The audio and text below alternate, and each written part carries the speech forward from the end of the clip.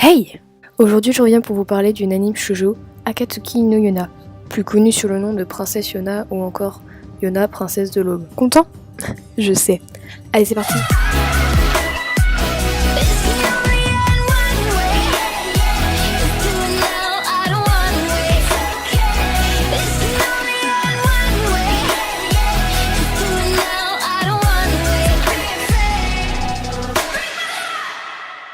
Bonjour, vous allez bien?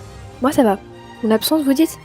Oui, bon, j'avoue que j'avais dit que j'allais faire une vidéo par semaine, mais voyez-vous, la flemme m'a envahi. C'est d'ailleurs pour ça que j'ai rectifié mon planning à 1 ou 2 vidéos par mois.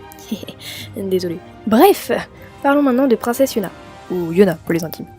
Basée sur le manga Akatsuki no Yona de Kusunagi Mitsuo, Yona, la jeune et insouciante princesse du royaume de Koka, mène une vie de rêve, choyée par le roi et protégée par son garde du corps et ami d'enfance, le puissant guerrier Haku. Elle rêve de pouvoir unir sa vie à Songon, son cousin, dont elle est secrètement amoureuse. À l'approche de ses 16 ans, tous se préparent à fêter comme il se doit son anniversaire. Mais ce soir-là, une terrible tragédie survient et la vie de Yona va être bouleversée à jamais. Elle rencontrera des épreuves éprouvantes, des situations dangereuses et d'incroyables péripéties. Malgré cela, Yona vivra des moments aussi bien drôles que tristes. Elle sera aussi partagée dans ses sentiments amoureux.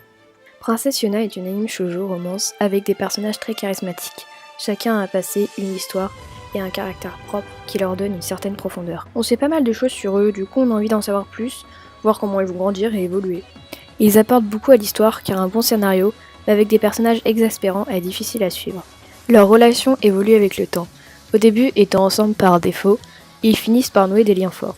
La relation Yona-Haku, qui est le pilier de l'histoire, en est un bon exemple. On devine que Haku a toujours eu des sentiments pour Yona, mais qu'il préférait s'effacer pour laisser la place à Songon, ce qui rend son personnage plus complexe et attachant, surtout quand on le voit encore lutter contre ses sentiments par respect pour Yona. Quant à elle, différente des héroïnes de shoujo classiques un peu niaises et à côté de leurs chaussures, Yona a une réelle maturité et force de caractère. Initialement princesse capricieuse et soucieuse de son apparence, elle passera par une phase où elle sera complètement anéantie, telle une ombre, par la brutalité des événements récents, avant de finir par redresser la tête en faisant tout pour survivre et sauver ce pays qu'elle a trop longtemps délaissé. En somme, d'ado capricieuse, elle devient une femme forte, combative et altruiste.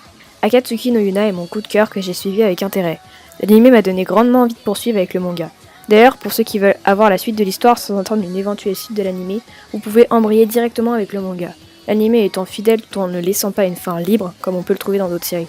Sur ce, je vous laisse, n'hésitez pas à commenter, mettre un pouce bleu, et pourquoi pas partager la vidéo si elle vous plaît.